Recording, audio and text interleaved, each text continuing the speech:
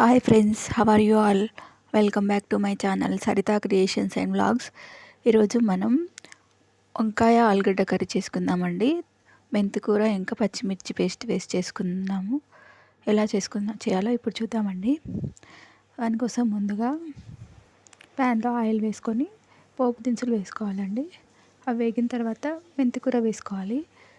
మెంతికూర ఫస్టే వేసుకోవాలండి, ఎందుకంటే దాంట్లో కొంచెం చేదు ఉంటుంది కదా, అది పోవడానికి కోసమని. ఒకవేళ మీకు కొంచెం చేదున్న నచ్చుతుంది అనుకుంటే ఉల్లిపాయలు వేసుకున్న తర్వాత అయినా వేసుకోవచ్చండి. కొంచెం మెంతికూర మగ్గిన తర్వాత ఉల్లిపాయలు వేసుకోవాలి. అవి కొంచెం మగ్గిన తర్వాత అల్లం వెల్లుల్లి పేస్ట్ వేసుకోవాలండి. అల్లం వెల్లుల్లి పేస్ట్ని మగ్గనివ్వాలండి. దాని పచ్చి వాసన పోయేంత వరకు మగ్గనివ్వాలి. నా ఛానల్ చూస్తున్న వాళ్ళందరికీ చాలా థ్యాంక్స్ అండి.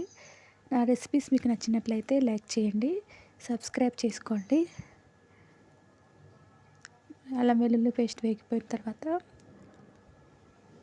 పొటాటోస్ యాడ్ చేసుకుందామండి. పొటాటోస్ బాగా మగ్గనివ్వాలండి. కొద్దిసేపు మగ్గిన తర్వాత దాంట్లో వంకాయలు వేసుకోవాలండి. వంకాయలు వేసుకున్న తర్వాత కొంచెం సాల్ట్ వేసుకొని మగ్గనివ్వాలండి, లేదంటే చేదు వస్తుంది వంకాయలకి. సాల్ట్ వేసుకొని మంచిగా కలుపుకొని మూత పెట్టి మగ్గనివ్వాలి. కొద్దిసేపు మగ్గిన తర్వాత దీంట్లో పచ్చిమిర్చి పేస్ట్ వేసుకోవాలండి. పచ్చిమిర్చి పేస్ట్ వేసి బాగా కలుపుకొని మళ్ళీ ఒక 2-3 మినిట్స్ మగ్గనివ్వాలి. మగ్గిన తర్వాత దీంట్లో కొంచెం వాటర్ వేసుకోవాలండి. వాటర్ వేసుకొని కొద్దిసేపు మగ్గనివ్వాలి. ఈ వాటర్ అనేది ఆప్షనల్ అండి, మీరు అలానే తిన్నా కూడా బాగానే ఉంటుంది. నేను కొంచెం గ్రేవీ టైప్లో చేద్దాం అనుకున్నాను, అందుకోసమని వాటర్ యాడ్ చేశాను.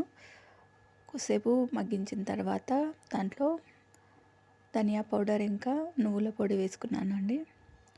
రెండు వేసుకొని కలుపుకోవాలండి. అంతే అండి, సింపుల్గా అయిపోతుంది ఆలుగడ్డ వంకాయ కర్రీ.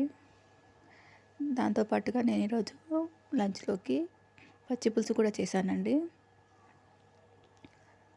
దానికోసం చింతపండు రసాన్ని తీసుకోవాలి. దాంట్లో ఉల్లిపాయలు ఇంకా సాల్ట్ యాడ్ చేసుకోవాలి.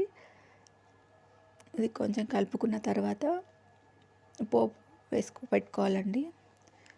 పోపు దినుసులన్నీ వేసుకొని ఎండుమిర్చి, పచ్చిమిర్చి, అల్లం వెల్లుల్లి పేస్ట్, జీలకర్ర, ఆవాలు వేసుకొని పోపు పెట్టుకొని కరివేపాకు వేసుకొని దీంట్లో కలుపుకోవాలండి.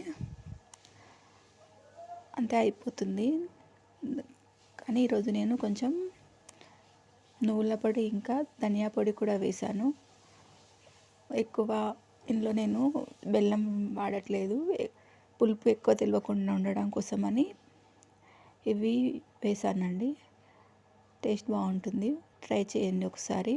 మీరు కూడా ఇలానే చేస్తారా? చేస్తే ఒకసారి కామెంట్ పెట్టండి ఎలా చేస్తారో మీరు. Thank you for watching. Subscribe.